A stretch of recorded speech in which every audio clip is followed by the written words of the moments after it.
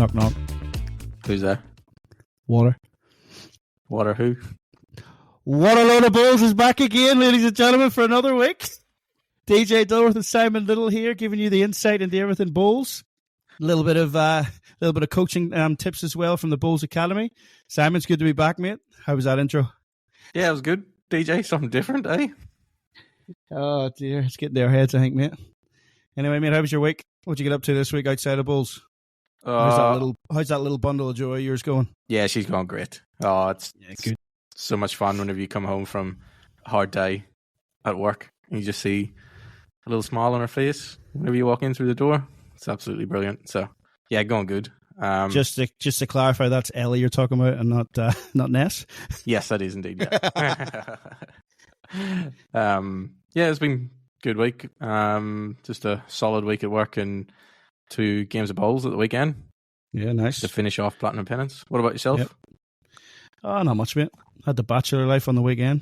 Family was away in Sydney visiting some of the other family members. I was left at home. It was went to a mate's 30th birthday party, which was good. Shout out to Damien Bailey. He's had about 5 days of this birthday, mate, turning 30. But yeah, we'll extend it for another week within the podcast. So happy birthday, Damien, mate. You've been milking it, mate. So we'll keep it going. Keep it going, yeah. Yeah, mate. Watched a bit of Bulls on Sunday. Watched some of the St John's Park game against East Maitland. But yeah, not much else to it, mate. So we got a few extra responses this week from our topics last week that we talked about. We'll have a look in particular based around the state pennants and those lower grades. Follow up on that right away then, DJ, and yeah, some extra points that we might discuss here straight off the bat. Yeah, right. So what's been said, mate? What have you heard? One email we got from a zone representative. He was giving his thoughts with some of those topics we raised, and about grades and moving grades up a grade. So we still keep 7 grades and effectively move everything up. And what do you think about that, DJ? Still too much, I think, mate. 7 grades, it was sustainable back in the day, 30 odd years ago, when the numbers and all that were calling for it. But I mean, the fact that clubs have been allowed to regress over the years and numbers have dropped, it's created that teardrop. And I just don't think there's a need for 7 grades. I think we need to have a more extreme change and drop that to 5 grades. So put platinum aside. We'll talk about that later. Your 5 grades will be, combining grades 1 and grades 2, combining grades 3 and 4, and then leaving 5, 6, and 7 as they are at this stage. It gives us more balance across the grades, I think, and allows every region in the state to field a state finalist, unlike this year. Yes. Where not every zone or region is going to be represented at a couple of state finals. Yes. So any further developments on the likes of grade 1? You were talking last week about grade 1. You were unsure how many teams were actually going to make state finals in grade 1. Any developments on that? Yeah, it was going to be between 10, 11, and 12. I believe the number is going to be 11. I haven't quite checked that up. That's just from a phone call I had today. It looks like one of the other clubs is going to miss out. They haven't quite locked in another club, but I think they were about 15 points ahead with 3 to play. So I'm sort of thinking, if I get my crystal ball out, I reckon there'll be 11 state finalists for grade 1. Which, mate, odd numbers, fantastic. Yeah, you got to love them, Doesn't really work well, does it? Oh, mate, it's superb. You got to love it. But not only in grade 1, mate, grade 2, they're only going to have 50, from what I've seen, they're only going to have 15 out of 16 zones because of them silly multi-grades we've got around the place. There's a grade 3 side finished ahead of a grade 2 side on a ladder. So assuming that the rules of the COP are followed, you're going to have 15 zones, at the 2 grade state finals instead of 16. So the best part of that was, mate, I pointed that out on the phone today from my little table that I put together for last week. Yes. And the person on the hierarchy had no idea that was even the case. But yet I got in trouble last week for suggesting that their focus was on Platinum Pennant and they had effectively forgot about the lower grades. Now, I didn't say that happened. I said from the outside looking in, that's what you could see happening. Yeah, but that doesn't help their case when they've turned around and been pointed out by a general member of the public today that you're going to have 1 short in grade 2 as well. Yeah, so if not a full quota.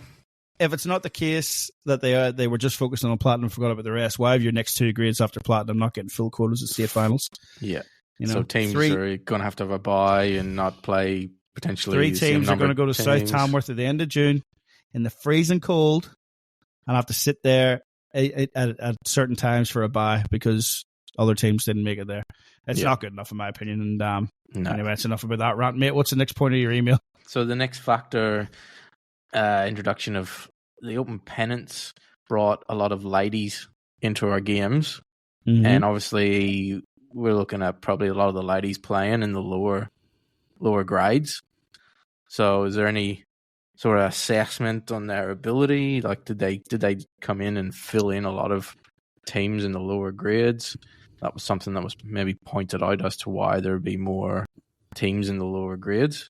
I'm not quite sure on that. Like, I think there's a lot of excellent lady bowlers out there, and it might be a bit generalistic to say that all the ladies ended up in the lower grades. What do you think?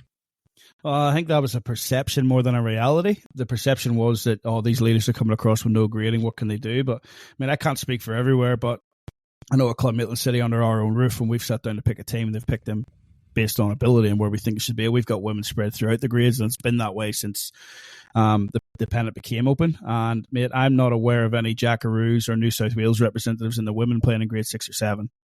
Yep. So for me, I'm not sure this is a factor. The numbers were tarred long before unification, and the numbers coming over from the Women's Association, they were, when you looked at the general population of the men's and the women's, like it was minimal in comparison to the men. So it was a bit of a drop in the ocean, really, as opposed to making any waves. So it wasn't enough to make a big difference for me. We're just combating years and years of club regression based on, not winning a grade and wanting to move back. We can't win that grade. We should be in the lower grade. Well, no, that's not the case. If you finish bottom, you shouldn't be in that grade. You should be regressed down. You should be relegated. Yeah. I just think we need to be going forward. I think we need to be firmer on that, and only allowing those bottom place teams to go back. So Club Timbuktu or wherever, they can't play in grade 5 and then ask their zone, can we please go back to grade 7 because we've lost our superstar Skip because he had a bit of ambition and wanted to move on to a better club. You've lost one player. You finish middle of that road. You stay there and you play. Yeah. So we just got to be firmer on that. I mean, I don't think the women have really overloaded. There wouldn't have been enough to create that teardrop. The teardrop was already there. They would have been sprinkled throughout the grade. So I don't really think that is a factor, to be honest with you, mate. But moving on, what's the next point? Okay, the next point that was raised with regards to last week's episode was, do we think that including grade 4 in the President's Reserve would make it a stronger reserves because we've added in an extra layer with platinum pennants. We've added an extra kind of grade. Do we think that adding in grade 4 to the President Reserves competition would make it a lot stronger? What do you think? Can I let that one go through to the keeper?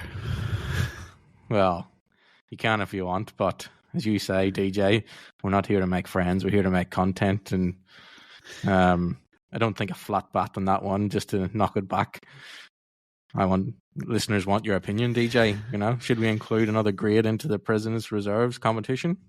Yeah, right. Okay. So having a brief look at that email, I think they're actually touching on grade 3 and 4 into the reserves, but mate, that's an extra 3,000 people playing in grade 3 and 4 that you're going to then allow to play in a reserve competition and be able to play in the next level down. Like, what's the difference in that between allowing a grade 5 team to go back to grade 7 just because they want to win a flag because they didn't win the grade 5 flag? They just want to win something, so they're going to go down 2 levels below where they should be just to have that better chance of winning. I have very strong thoughts on the reserve titles, and I think they're participation events, not pathway events.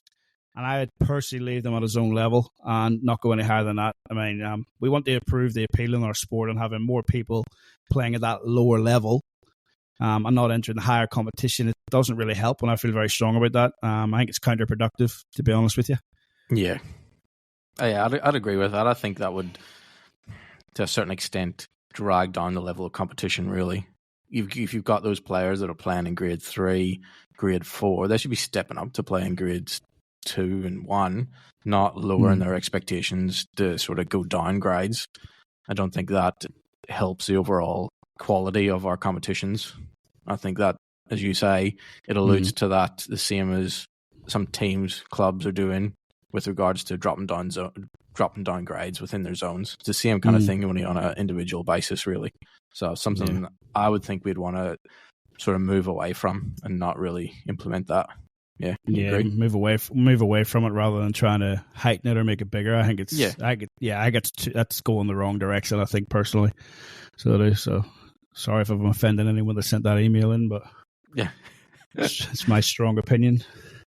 So yeah, they went on to allude maybe that grade 4 players might pick up a scalp or two if they get a lesson on the green by if they end up playing in the state open championships. A lower grade 4 player might end up getting an absolute bashing on the green. What do you think about that, DJ? Someone has to lose at the end of the day. Like, you can't just avoid those competitions because you're scared of losing. You gotta test yourself against the best out there. I mean, there's been plenty of lessons dished out at state finals. So there has, not even just state finals, but it happens from now and again at World Championships. It happens at Commonwealth Games. A very good friend of ours. Something happened in the singles to him. Doesn't all of a sudden mean you're a bad player, but these things can happen. You just got to take that on the chin and move on.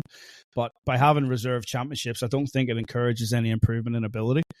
I mean, if I'm a grade 4 player, I play Aaron Wilson, I'll lose 21-3 in a singles game. I know, right, that's the level that I want to aspire to. That's what I got to look up to. But as it stands, we sort of put the arm around them and go, look, mate, you're not quite at that level. Come and play in this one. It's not really, it's not helping the best players out there by playing more bowls and more competition. It's not helping us improve the standard of our sport. Yeah, so it encourages people to play grade 5 and below just because they think, winning's the be all and end all. I'm sorry if I'm taking away from that, but for some people, people's aspirations, and if that's your aspirations, then surely they're the ones that are taken away from our own state championships by not wanting to play at that higher level and make that higher level a better opportunity to showcase our sport. You're looking the easy way out type of thing. So yeah, I'm dead set against increasing any eligibility in the grades of reserve championships. In fact, I'd like to see them just end at regional level, go no further than that. They can be used as a means of revenue for regions with all the entry fees and stuff that you'll get, but I don't really believe it should be going on to a state. As I was just mentioning to you earlier, I've had a quick look around.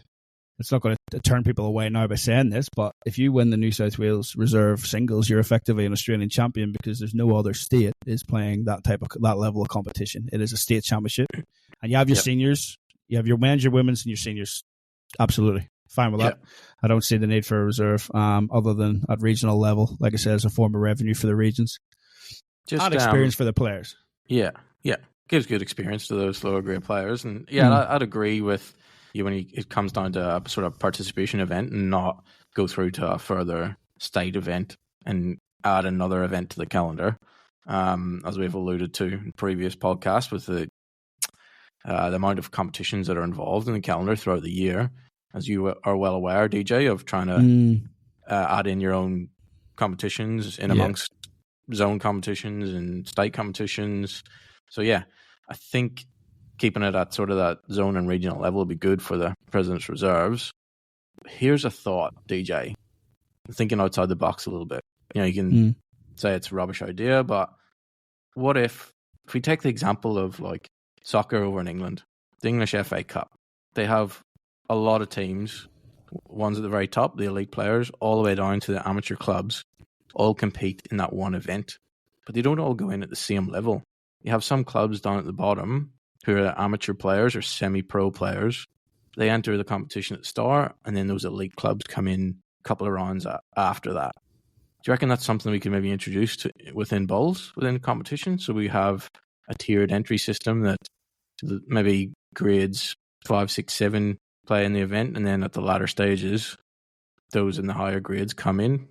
What do you think about that? So you're talking about like a cup competition type of thing, which is outside of the norm. It's well outside of the norm here in Australia, isn't it? Like, we're used to it.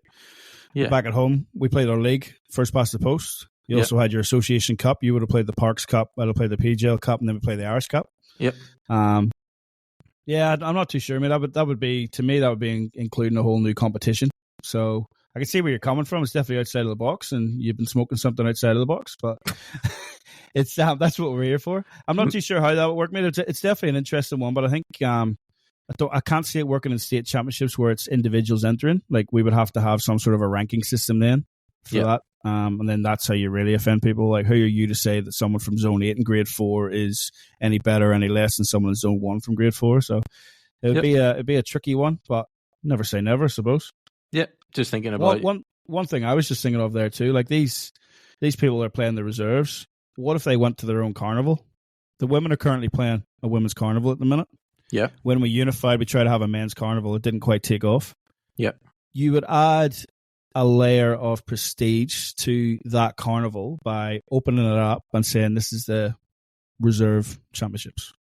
Yeah. Maybe that's a way that gives people an experience of traveling away, playing at different greens, playing against opposition. You could get a state carnival champion out of that. Yeah. But I really don't.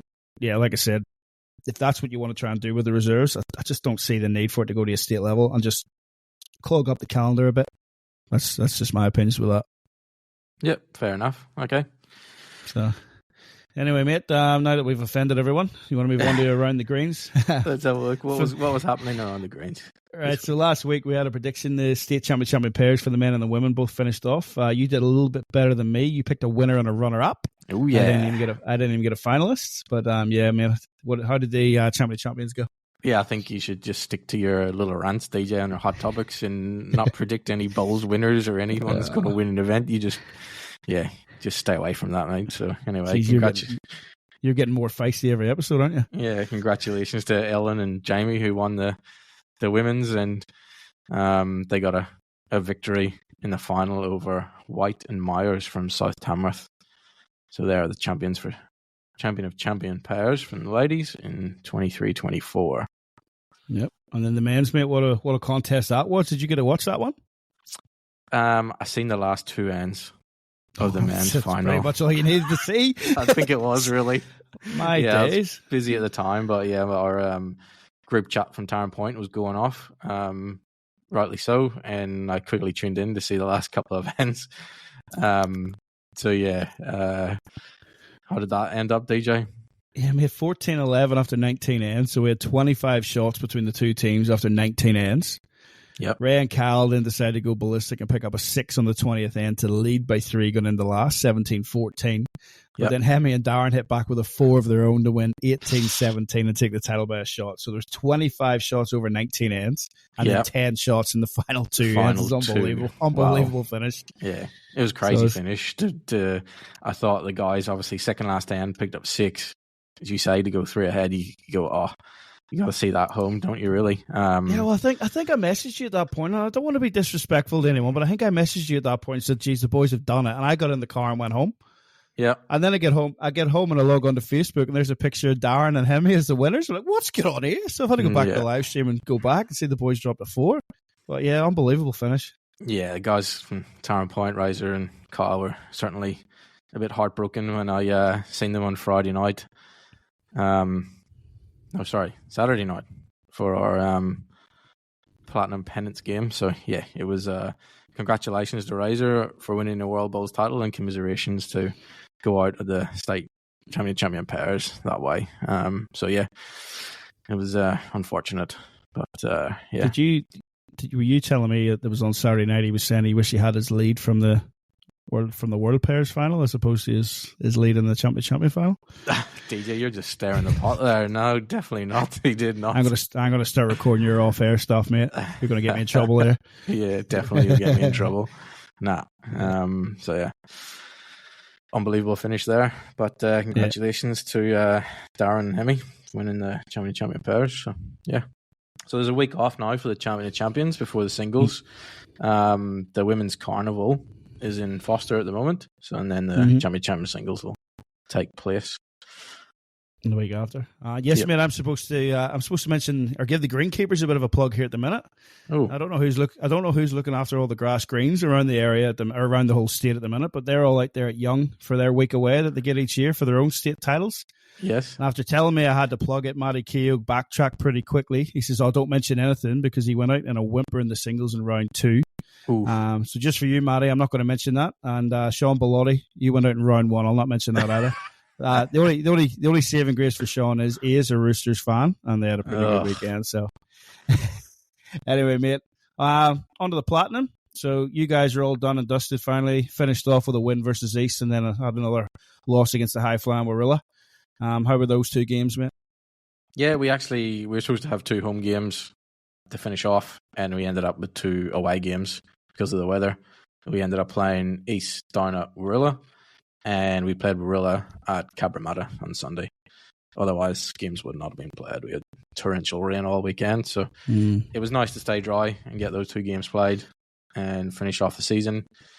It was good victory. against East, and yeah, we did a good solid team performance, and we gave Warilla a bit of a hit out. Wasn't really a game that we were going to gain anything from, really, but we went out and Sunday morning had a good bit of fun in the greens with the guys, and yeah, sadly we couldn't come away with anything there, but yeah, finished up in 9th position, and that was our final tally of 4 wins for the season. So yeah, we'll have a bit of a review and look back on the season and see what we can do better for next season, I'm sure, with some of the senior guys on the team. A few guys reckon there was a podcast getting in the way of you, maybe distracting you a bit, but nah, we'll see. Definitely not. As you said, mate, you finished 9th there, so we've got the ladder in front of us here, and the draw for the final series to have a look at as well. If you want, mate, I'll run through that. Seeing as you guys weren't good enough to make it there, I'll explain it to everyone. You're already eliminated, and I've gone the season undefeated in Platinum. So yeah, top 5. We spoke about it last week, mate, so no shocks that they didn't actually change places after the last 2 rounds. So Cabramatta Bull Ants, minor premiers. Can I just say, too, the only team in the competition not using marquee players, not using the 2 marquee player rule to their advantage. Oh, that's interesting. The recruitment policy is very good. Yes. But technically, they don't have a marquee in their ranks. Every other club does, and they finished minor premiers. So there you go. Raven Terrace, 2nd place. Warilla Gorillas, 3rd place. So they'll face off in the first week of the finals. And St. John's Park and Mount Lewis to make up the top 5. So just look at the final series. So we've got a qualifying final on the Friday night of the Jets against Warilla. The winner of that moves through to play Cabramatta in the major semi. In the elimination final, St. John's Park take on Mount Lewis. The loser goes home, and the winner gets to play the loser of the Warilla and Jets game. Yep. In the minor semi, the loser of the minor semi then gone. The loser of the major semi plays the winner of that one. In the prelim, the winner of the major semi goes through to the grand final. The winner of the prelim final then plays the grand final. So we're very used to that now. Maybe being in Australia, it's a pretty common old school top 5 format. I know we use it in the rugby league around our area as well. Back at home, it'd be very alien to a few people because it usually is just first past the post. Yep, and that's it. Your winner is your winner. Whoever finishes top, and that's it, and nothing else. But yeah, as I say, that was something I had to get used to when I first came over here, and I think it was obviously rugby league was my first experience of that, and I'm like, hang on a minute. So the top, 5, 6, 7 teams, 8 teams go through the finals. I'm like, you play a full season. You just play a full season, and the winner is the winner. No, it's the way it is back at home. Yeah, but no, not the way here, mate. So now it's finished for you guys anyway. You've played through first year of the competition. What did you think of it in the inaugural year, mate? Yeah, I was quite impressed. I think from a player perspective, definitely from last year's Grade 1, the level of competition definitely went up a notch. I think teams were a lot stronger. Even what would be the so-called weaker teams of the competition were definitely able to put up a real good fight and a good show against some of those, stronger clubs of your Cabramattas, Raymond Terrace, and Warillas. And, no team went through undefeated. So I think definitely the level of competition went up, which was good. And as an elite competition, I think the streaming was pretty good, as you alluded to, DJ, in previous podcasts. That level of production was really good, and I think is a good first step for Bulls New South Wales and Platinum Pennants. What do you think? It's the first year, and I think it's done okay. I don't want to judge too much on it being the first year, because the idea now is that they have to build it and build it and build it. It can't just be a, one and done type of thing. You got to build on this, and we can't just have it, just stagnate either. This is the starting point. There's got to be a trajectory going up now, I think. I personally would have liked to have seen a different format just to spruce things up a bit, rather than, because it was Pennants. And I still would like to see that, but having had some time to think this week about it as well, I mean, the idea of the elite comp is to give the current and any prospective bowlers something to aspire to. Yes. And someone watching that for the first time and seeing the format and then coming into the sport, the best thing for them is to probably play that format. So it's got to be familiar to them, and that's what you get in grades 1 to 7 at the minute, or as I'm proposing as a 1 to 5. But at least they actually get to play that format that all those other people are playing ahead of them. Yeah, I can accept that part for now. Yep. But I mean, Bulls Australia have tried hard to change the format again with BPL. I do, again, thinking about that too now and having a conversation this week. Maybe the thing about that is that's trying to attract people to the sport. It's definitely getting more watchers. But if you walk down to the club, there's very few clubs playing that format. Yeah. So that's you can't play that at your club. Yeah. Anybody new's watching that thinking, I want to be Aaron Sheriff, whoever it is. Yeah. And then, you get down to the club, you don't play that. Whereas at least with the Platinum, I know it's still regular old Pennants, and that's a lot of the comments I've got around the place. But the more I sit and think about it, that's the format that we play. That's the format the other grades are playing. If I've just walked off the street to play and I'm good enough to make it into one of those grades at the club, I'm going to be playing that format with the aspiration to get to there. So it's probably good for familiar, but there's maybe a few changes we can make here or there. Yeah, there was one thing I did sort of think about, DJ, over those games that I did play, was potentially if they had a club that was a hub each weekend, that you could have 4 teams playing, or maybe magic round, like a bit of a magic round. Yes, the way let's just have one venue, and each team might play 2 games, or we might even cut down the number of ends rather than 21 ends. Let's play 15 ends and get 3 games a day played, and that would help clubs that are traveling, like Raymond Terrace would travel. Say if they had to travel all the way down to Rural, that's a fair bit of traveling, and maybe had to spend the weekend in Sydney playing a few teams. Let's just get a hub club, and that might attract more spectators to come and watch as well, and build a bit more atmosphere around a certain club, that this event's going to happen. And we could maybe have a few more things on the side as well, like maybe some of the manufacturers might have a bit of a tent or something like that. Let's bring in some sponsors as well that have put some money into the event, and you have a bit easier to sell the product when everyone's under one roof, isn't it? Absolutely. So if we could that's an out of the box idea I can get behind. Well done. Yeah. Not just a good, pretty face, DJ. Not even. So maybe something like that could be introduced. But as you say, it's a first step with this competition, and who knows what will lead over the coming years, and hopefully it'll evolve and morph into something that's really good. It can't just sit still now. It's got to look right. This is our starting point. Review it. Go again. Could make it better. Yep. Do you reckon, DJ, it's something? I know we've got live stream on YouTube and Facebook. Do you reckon another step in that direction in terms of getting it out there broadcast wise to a wider audience rather than just on YouTube and Facebook? What do you think about that? YouTube and Facebook are definitely helping, and they've helped for the rounds. I'm okay with that for the minute. I mean, from what I've heard, the best match to watch was actually the East Maitland and the Jets game, because the commentary was next level. That was their words, not mine. But as a whole, I think it gets the job done. The one gripe that I have now is the fact that in a couple of weekends' time, I'm going to be watching the best of the best play each other on YouTube again. To me, those 3 days of finals, that's what needs to be on Fox Sports, needs to be on KO, needs to be on some sort of a TV. This is where the association's got to step up and go, well, if these other guys can do it, BPL, UBC and things, why can't we do it? Let's get these guys back on board and actually show this is actually the format that we play most common. But then that's where the changes are going to have to come too, because no one new to is going to sit for 3 hours and watch it. But mate, you're going to get more coverage out to the masses by doing that, and that needs to be a target going forward, is to be on mainstream TV and not just in the back corner of YouTube. I mean, my neighbour's not going to jump on YouTube and go looking for Bulls in South Wales. He's got to find it. Yes. Realistically, the people on the streaming at the minute are the people that are looking forward and wanting to watch it. Whereas if you're just flicking through Fox Sports one day and you get to 5:05, what's this game? You never know what you're going to catch from that. So it's got to get out there in mainstream now.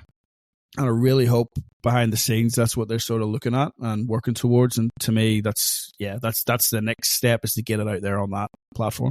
Yeah. And DJ, the finals, so the Platinum Pennant finals, those on a free weekend that people could go and watch and spectate? In terms of this year, there's no other major state event on that weekend. They've put that as a standalone state event. Now there will be some Pennant finals being finished off around the zones. That's just what it is. But have you had a look at the 2024 and 2025 calendar? Not yet, no. They've put the Platinum Pennant finals on the same weekend as the state pennant finals for grades 1 to 7, and grades 1 to 7 are locked in for at least another 12 months. So all the people that would be sitting there watching the finals are going to be playing in their own finals or traveling to support their team playing their own finals. So what do you think about that? Well, wouldn't that be your main audience? Wouldn't it be already people that are playing Pennants and maybe people that are aspiring to play in Platinum Pennants can't even watch the finals because they're going to be playing. That's a lot of numbers. 16 teams of 12 across 7 grades, all playing at the exact same time as your elite competition. I'm sure there's a reason for it, but it only gives you another reason to decongest that calendar and get rid of some events or double up on some events. Yes, you just read my mind there, DJ. Does the over 40s pairs and the rookies pairs need to be played on separate weekends? Ooh, probably not. Why not make them choose? Which one is more important to you? Go and play on it. Yeah. If you're new to the game, more chances you're going to play in the rookies. You're not going to play in the over 40s if they're on the same weekend. Yeah. But why do we have to have these people, yes, you want to have more people playing the sport. I get all that, but you're clogging up the calendar. And now we've got our elite competition, which we've just started this year, taking a step back next year and playing on the same weekend that everyone else is playing. Yeah. I think that what you're alluding to as the calendar, that's definitely a topic. And that's a cause for concern across multiple different issues, I think. And reducing that calendar would go a long way to improving our sport, I think. We said it in one of the other ones, mate. We got to stop being worried about offending people and taking events away from people. We got to do what's right for the sport. There needs to be a review, some sort of strategic planning, a document that goes out. There was one a couple of years ago that went by the wayside. It was only like 18 months. How can you have a strategic document that goes for 18 months? It's got to be 5 years or above, I think. We got to sit down and look at it, mate. People have got to be sitting down and looking at what is going to be best for this sport in the long run. Let's not try to recreate what we've been doing. Yeah. Let's just go and see what is most important. How can we get more people into the game? Let's make it worthwhile and just make the changes. And the people that are playing the sport have got to accept that. And I said last week, I reckon most people will whinge about it, and then they're still going to play it. Yeah. So anyway. I'd agree. Before I go too deep into this, mate, we'll cut it there. But back to the competition, we're talking about Platinum Pennant. So we've got our 5 finalists. As you've already pointed out, mate, you're the master predictor. I'm just somebody that likes to have a rant every now and again. So go ahead. There's your 5. Yes. Pick your winner. Put it out there for everyone to hear. Who's going to win the first year of Platinum Pennant? I'm going to go with Cabramatta. We're going to win the very first Platinum Pennant. Then we'll be able to say that we beat the winners. Darren Point, we're able to beat Cabramatta on Cabramatta's carpet. That's about the best outcome, I think, or the good positive outcome that we can take from our season. I was having a chat with a couple of Cabramatta boys, and that's the only blip on your radar. You could have went undefeated first year, and they said yes, but you have to lose one game, and we just picked that one because we knew they wouldn't be coming anywhere. So we just picked that. We just said we'll lose that one. That'll get that blip out of the way. It takes a bit of pressure off coming finals. You idiot, that's it.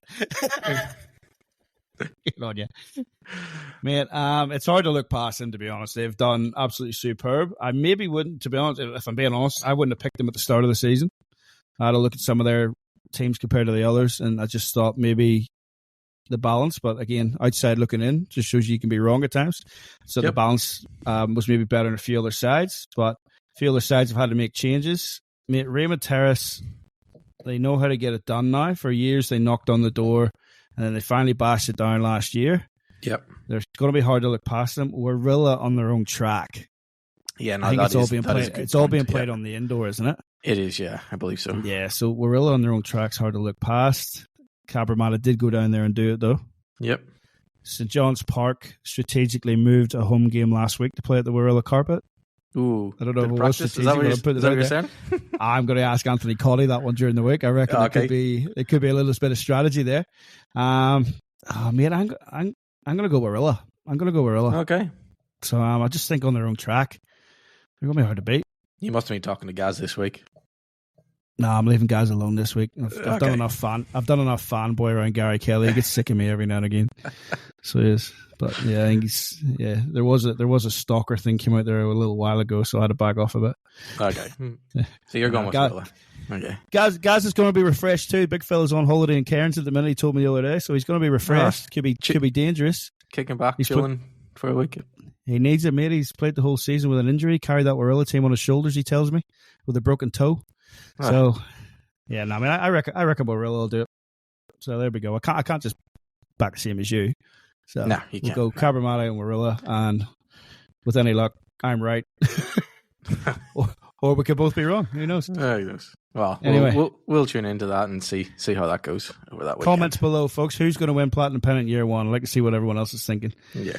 But all right, mate, that'll do for that for now. I'm going to move on to the mailbag. You said you had an item or two in there that we could have a quick chat about. Yeah, we had a few items from the mailbag this week.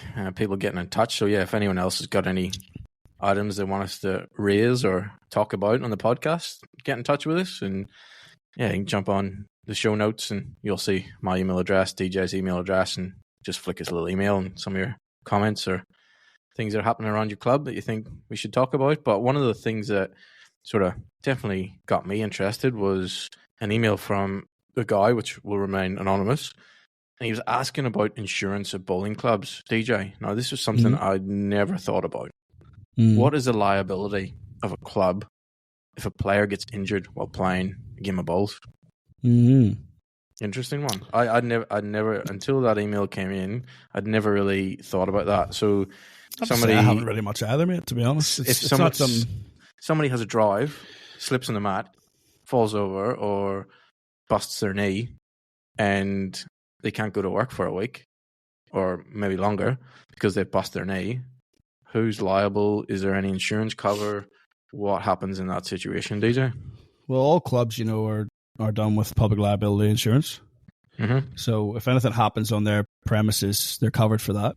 But in other words, and I think I'm right in saying this, for people to actually claim against that, you've got to show some sort of negligence towards that. Like if somebody's tripped over a loose bit of carpet that could have been fixed, if someone's tripped over a broken bit of concrete type of thing. On the bowling green, I'm not too sure how you would prove that. Then it comes down to your own personal cover. Like, are you with Medicare? Have you got your own private health? Have you got income protection insurance? Because if you are off for a week injured because you've had an injury, albeit whatever it is, and you can't work for a week and you're out of work, your own income protection. I'm not too sure injuries on the green. It would have to be for the club to be liable for that. In my head, they would have to be at fault. Now, are they at fault for somebody slipping on a mat? I don't know how you cover that. I don't know. I'm not going to even surmise that, mate. Without, I don't need we don't need lawyers knocking on our door. We don't need lawyers. We definitely don't. We've only just started this podcast, DJ. We don't need to shut down pretty quick. But it's definitely we've done well getting the episode 6 the way you've put me every now and again. It shows maybe the intricacies of this topic in terms of insurance, and obviously we're not all over public liability and insurance and what each individual club has and doesn't have. But we're maybe raising the topic to get people thinking about it. And maybe it's something that if you are, I don't know, it might be worthwhile looking into your own personal cover and what else you have. It's just something, I guess, that we wanted to raise that might get people thinking a bit. And is this something that I should be thinking about? Maybe it's not. Maybe we just crack on and it's not really an issue. Or is it something that we should be looking at and something that clubs should be looking at? Not quite sure, but it'd be interesting to hear if there is anyone out there who's heavily involved in the insurance game that might know a little bit more, or within the clubs has a bit more knowledge what me and you have, DJ. Brett Dupre, are you listening? Brett Dupre. Just get in touch, Brett. Get in touch with us and see what's your thoughts on it. So I'm not mentioning which company you work for until you pay us for the podcast. No, it's one of those things, mate. Like, it doesn't seem like much of an issue until it becomes an issue. Yes. I mean, we've been playing the game, well over 25 years now. I haven't come across anyone getting injured to the extent on a bowling green where they've had to miss work or anything. Obviously, you get a few quick drives that come off a head and catch somebody on an ankle here or there, but I don't know too many clubs getting sued over anything that's happened on a bowling green in terms of injuries. So it's definitely it's an interesting question, that one. Yeah. DJ, is there anything, your club obviously has a bit of rugby league as well going on up there at Maitland, anything you could dig with regards to that, what they do, what other sports do? Well, that's where my comparison sort of comes in there, mate, from talking to the guys with the rugby league. I mean, obviously that's a heavy contact sport, and these guys are amateurs. They're not playing in the NRL where it's your job. That's a loss of income there. These guys are amateurs. They might be lucky enough to get a little bit on the side to play. But if they get injured on a Thursday night training and do an ACL, like who's liable for that? And from speaking to the guys, it just comes down to their own personal insurance. Like the New South Wales Rugby League cover people to an extent for injuries during the games. To the height of that extent, I'm not 100% sure, but if a player then wants to turn around and sue the club because I slipped on the wet grass, that's going to come down to the club's own public liability insurance. And how could you say that's negligence on the club's part? That comes down to lawyers to prove all that. And by all means, there's plenty of lawyers out there trying to get a coin that'll try and find stuff to blame people. We've got a bit of a suing culture in the world at the minute. But yeah, it's like I said, it's hard to compare rugby league to bowls. Yes. But at the amateur level, if you just break it down to two amateur sports, one person gets hurt doing one person gets hurt doing the other. Especially up in my area in particular, there's a lot of minors there that are on casual contracts. Like they need to have that loss of income insurance. Yeah. And quite a few of those play rugby league. Like they can't be afford to doing an ACL and not be able to go to work for a few weeks. So that all comes down to them. So I'd imagine that's where I'm sort of coming from with that. I'd imagine that's where it'll be similar for on the bowling green too. So how do you prove the club was negligent by you slipping on a bowls mat? I don't know. Yeah. Interesting topic, DJ, and something we hadn't really thought about. And yeah, it definitely got us discussing it off air with regards to that topic. So yeah, it was good to have something a little bit different. So if there's anything else, folks, that we want us to talk about, and yeah, Brett, get in touch with us with regards to that subject matter. We'd happily love to hear your thoughts. Yeah, it looks like Brett the Prey and Paul Constable will be getting an email from DJ this week. Right, mate, just before we finish up, I'm going to throw a couple of questions at you. Well, one question is twofold in Coach's Corner. And at the end of the day, the Bulls Academy was what this podcast is all about. So I'll throw this at you, mate. Just a little thought I had. You guys, leading into the weekend, had 2 home games on the beautiful grass down there at Tarrant Point Bowling Club. Yes. How did you adapt to, what was your mindset and adaptation to going from, I'm playing two games at home on my grass, probably rolling up on the grass if the weather was good. Yep. To then realizing, I've still got 2 home games. However, we're giving that advantage up to play on a surface at Warilla, which is a carpet, and a surface at Cabramatta is a carpet. And with that, those 2 games effectively didn't make any difference to your season. So how was it getting yourself up for those games that didn't really mean anything? Yeah, look, it's easy when you have a couple of games coming up that, as you say, really weren't for anything with regards to Tarrant Point, but it did affect then the other teams that we were playing and where they were going to finish. So I think from a competition perspective, we just wanted to put our best foot forward and still compete. You know, we put the Tarrant Point jersey on, and all of us guys still want to win every single game of bowls we play. And that's really the mindset that all the guys in our team have. It's something that you should have, I think, within your club. All club members should have that mindset, regardless of if you're playing Platinum Pennants or you're playing Grade 7. When you put that shirt on for your club, you should go out and play to your best ability, play every single game. It's because I know you're trying to allude to, DJ, that some clubs or some players might go, those 2 games, we're out of the competition, let's not bother playing, or let's just rock up and not put our best foot forward. So I think that's definitely a mindset that is key to an aspirational bowler that wants to play not only at the highest level, but wants to take their game to the next level or compete with the highest bowlers.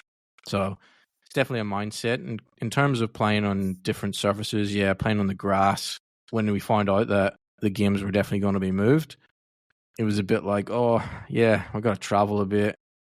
You know, I live 4 or 5 kilometers from the club. Now I'm going to have to drive an hour and 15 down to Warilla. And it's just a bit of a mindset reset. So what I did actually do, DJ, is when I knew we were playing on the carpet, I got my wider set of bowls out than I would use on Tarrant Point's greens. And I think that was my kind of mind reset, that I'm going to use a different set of bowls that's wider and have that reset to play on a different surface. And I know it's difficult because not everyone gets the ability to play on Warilla carpet or Cabramatta carpet. They might just playing grass greens all year round, and all of a sudden one random game that you play on carpet that you never play on. Lucky enough, most of our guys have a lot of experience with playing on different carpets, not only in New South Wales, but in Queensland or Victoria. And I think it's really a mindset that places you on a good footing whenever you go down and play on a totally different surface. Yeah, not bad. So for those that are now sitting listening to this thinking, I need 2, 3, 4, 5 sets of balls to play on different surfaces, what percentage of that change do you think came down to the surface as opposed to just your mental thinking, I need to change something up here? A bit like what we talked about last week with Lee. Yep. I just need to change something up here. I'm going to a new surface. Let's have, as you said, a bit of a mental reset. So what percentage was it equipment and surface over mental side of it? Okay, DJ, I think probably 80% mental, 20% having a second set of balls that's wider. Yeah, it's really just that mindset. And hopefully for our listeners out there, we're going to have some material pretty soon on the Bowls Academy website that is going to delve into a bit of bowl psychology and a bit of how they can prepare or reset or help them on the greens in terms of the psychology of our sport. So speaking of mental resets, DJ, I think that'll be it for this week in the podcast. What do you think? We'll wrap it up there. Wrap it up, mate. Give everyone a mental reset from your ramblings and my rants. We'll see them all again in a week, hopefully. Hopefully those listeners keep going up. We're up to a couple of hundred. Let's see if we can crack 1,000. Keep subscribing on the YouTube channel and everything like that. Visit the Bowls Academy website, www.thebowlsacademy.com. Look for us on Spotify. Look for us on Apple Podcasts. Yep. Hit the subscribe button. You'll get notifications once we release these. It should be every Thursday. We aim for 8 a.m. It doesn't always come that way. We are only amateurs. We do our best. But yep, that's it for this week. Hopefully you've all got a bit more out of that again. Have fun around the greens. Keep that little disc on the inside. We'll see you all next week. Catch us all again next week, listeners. See ya.